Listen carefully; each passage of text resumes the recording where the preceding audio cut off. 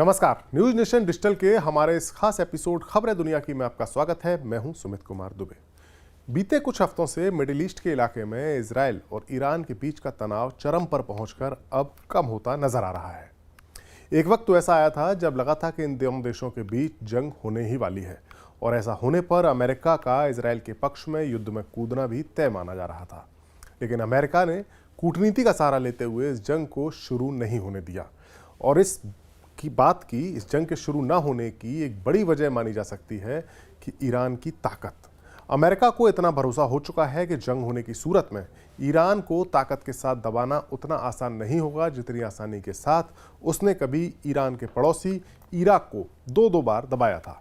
इस पूरे वाक़े का एक और पहलू उभर कर सामने आया है, और वो ये है कि ईरान की ड्रोन पावर कितनी मजबूत है। दरअसल दमिश्क में हुए अपने दूतावास पर हमले के जवाब में ईरान ने इजराइल पर जो एयर स्ट्राइक की थी, उस 5 घंटे की एयर स्ट्राइक में 170 ड्रोन्स और 110 बैलिस्टिक मिसाइल्स और 30 क्रूज मिसाइलों का उपयोग किया गया था। इनको दागा गया था। हमले में ईरान में जो बनते हैं शहीद 136 और शहीद 131 कामिकाजी ड्रोन्स, उनका इस्तेमाल किया गया था। हालांकि ईरान का यह हमला कोई खास तबाही नहीं मचा सका, लेकिन इस वार से, यानी ईरान के इस वार से दुनिया भर के सामने ईरान की ड्रोन पावर का मुजाहरा हो गया। दरअसल बीते 2 साल से भी अधिक वक्त से जारी यूक्रेन युद्ध में इस बात की तस्दीक हो चुकी है कि मानव रहित विमान यानी ड्रोन्स अब मॉडर्न वारफेयर में बेहद अहम हिस्सा बन चुके हैं। यूक्रेन पर चढ़ाई करने वाली रूस की फौज के टैंक्स तो यूक्रेन के पास टर्की से मिले हुए ड्रोन्स थे, उनके आगे कामयाब नहीं हो सके, और उन ड्रोन्स ने उन टैंक्स को मलबे में बदल दिया। और जब रूस को यह एहसास हुआ कि वो ड्रोन्स वारफेयर में यूक्रेन से पिछड़ रहा है, तो उसकी मदद के लिए ईरान सामने आया। ईरान ने रूस को कई तरह के घातक ड्रोन्स की सप्लाई की है। यहाँ तक कि रूस में उसने ड्रोन्स की एक फैक्ट्री भी बना दी है, जहाँ से उसके ड्रोन्स का प्रोडक्शन हो रहा है, जिनकी सप्लाई रशियन आर्मी को हो रही है। सवाल ये है कि आखिरकार कैसे ईरान ड्रोन्स की सुपर पावर बन गया और उसके ड्रोन्स कितने घातक हैं।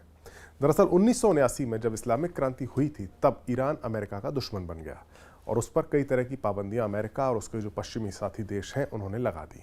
इन पाबंदियों के चलते ईरान अपनी एयरफोर्स को तो मॉडर्न नहीं कर सका, लेकिन उसको एक सस्ते विकल्प के तौर पर, इस जो एयरफोर्स है उसके एक सस्ते विकल्प के तौर पर मानव रहित विमान यानी ड्रोन्स उसको नजर आए, और उसने उन्हीं पर फोकस किया। और अब कई तरह के सस्ते और घातक ड्रोन्स बनाने में ईरान महारत हासिल कर चुका है। कई मीडिया रिपोर्ट्स के मुताबिक साल 2022 के बाद से ईरान सस्ते लेकिन घातक शहीद ड्रोन युद्ध मैदान में उतार रहा है, यानी अलग अलग जगह उनकी सप्लाई कर रहा है, और वो ड्रोन्स तबाही भी मचा रहे हैं। ईरान अपनी लंबी दूरी के ड्रोन्स की टेक्निक से हमास, हिजबुल्लाह और हूती विद्रोहियों को भी मदद कर रहा है, और उनको ड्रोन्स की सप्लाई कर रहा है। अमेरिका की एक खुफिया रिपोर्ट ने बताया कि 2019 में ईरान की मिलिट्री पावर का जब आकलन किया गया, तो उसमें बताया गया कि ड्रोन्स ईरान में सबसे तेज़ी से आगे बढ़ने वाली हवाई क्षमता है, यानी ईरान सबसे तेज़ी से अपनी जिस एयर पावर को डेवलप कर रहा है वो ड्रोन्स ही हैं। इसके बाद से ईरान के मिलिट्री ड्रोन्स प्रोग्राम लगातार आगे बढ़ रहे हैं, और उसके साथ साथ वो सटीक हमलों के लिए बनाए गए ड्रोन्स भी डेवलप कर रहा है, और काफ़ी तेज़ी के साथ डेवलप कर रहा है। दुनिया ने ईरान की ड्रोन पावर का पहला नज़ारा साल 2010 में देखा था, जब उसने करार ड्रोन को डेवलप किया था। उस वक्त के ईरान के प्रेसिडेंट अहमदीनेजाद ने दुश्मनों के लिए उस ड्रोन को मौत का दूत करार दिया था। करीब 10 साल तक करार ड्रोन ईरान की डिफेंस फोर्सेस का हिस्सा रहा, लेकिन उसके बाद उससे ज़्यादा घातक और सस्ता ड्रोन शहीद, जो सीरीज़ है इसकी ड्रोन्स की, उसको डेवलप किया गया, और उसने करार ड्रोन की जगह ले ली। ईरान ने 2021 में अपने शहीद 149 ड्रोन का आगाज़ किया, यानी उसको सामने लाया। ये एक लंबी दूरी और ऊंचाई वाला और बम ले जाने वाला यूएवी यानी ड्रोन है। ईरान दावा करता है कि ये ड्रोन 217 मील प्रति घंटे की गति से, यानी इसकी स्पीड से सीक्रेट मिशन को अंजाम देने में सक्षम है, जो 35,000 फीट की ऊंचाई पर 25 घंटे से अधिक समय तक रहता है। कहा जाता है कि ये 13 बम और 1100 पाउंड तक का वजन और इलेक्ट्रॉनिक इक्विपमेंट्स ले जा सकता है। ऐसा माना जाता है कि अगस्त 2022 के अंत में ईरान ने रूस को ड्रोन भेजना शुरू कर दिया था, क्योंकि रूस को यूक्रेन युद्ध में ड्रोन्स की ज़रूरत महसूस हुई, और इनका इस्तेमाल यूक्रेन के खिलाफ अब रूस लगातार कर भी रहा है। ईरान के ड्रोन्स काफ़ी सस्ते भी हैं। एक और जहां अमेरिका का MQ-9B रीपर ड्रोन है, जिसकी कीमत करीब $100 मिलियन बताई जाती है, वहीं दूसरी तरफ ईरान का शहीद 129 जैसा ड्रोन जो उसकी टक्कर का ड्रोन ईरान दावा करता है कि है, उसकी कीमत महज 5 से 10 मिलियन डॉलर की ही है। ईरान के पास सुसाइड ड्रोन के कम से कम 10 अलग अलग वेरिएंट या मॉडल मौजूद हैं। बैलिस्टिक मिसाइलों की ही तरह ये ड्रोन्स भी सटीक और रडार से बचने के लिए कम ऊंचाई पर उड़ान भरने वाले हैं। उसके पास ऐसे ड्रोन्स भी हैं जो केवल 3 किलोग्राम तक का विस्फोटक कम दूरी तक ले जाते हैं, या फिर शहीद 136 की तरह वाले ड्रोन भी हैं जो लगभग 45 किलोग्राम का विस्फोटक ले जा सकते हैं। इनकी रेंज 5 किलोमीटर से लेकर 2500 किलोमीटर तक है। ईरान के सबसे बड़े आत्मघाती ड्रोन 260 किलोग्राम विस्फोटक को लेकर 2000 किलोमीटर दूर तक अपने टारगेट को भेदने में सक्षम है, ऐसा कई सारी मीडिया रिपोर्ट्स में दावा किया गया है। दरअसल 1980 के दशक में जब ईरान और इराक के बीच जंग हो रही थी, तभी ईरान को एहसास हो गया था कि ड्रोन पावर कितनी मजबूत है।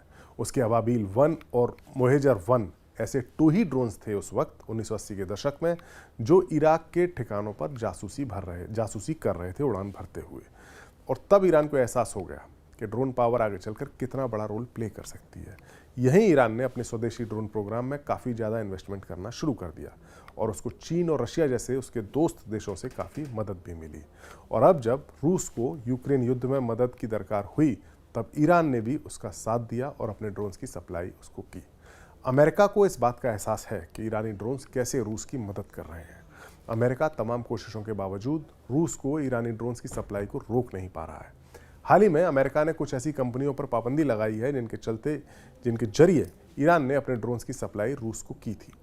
खबरों के मुताबिक इन कंपनियों में भारत की भी 3 कंपनियां शामिल हैं। इस मामले में सहारा थंडर को मुख्य फ्रंट कंपनी के रूप में पहचाना गया है, जो इन कोशिशों के समर्थन में ईरान की कमर्शियल एक्टिविटीज़ की देखरेख करती है। सहारा थंडर का समर्थन करने के लिए, यानी उसका साथ देने के लिए, जिन 3 भारत की इंडियन बेस्ड जो कंपनियां हैं उन पर बैन लगाया गया है, वो हैं Jain shipping, port India private limited, sea art ship management private limited. इन कंपनियों पर अमेरिका की पाबंदी ये साफ साफ इशारा कर रही है कि वो ईरान और रूस के बीच की इस फौजी जुगलबंदी से कितना परेशान है।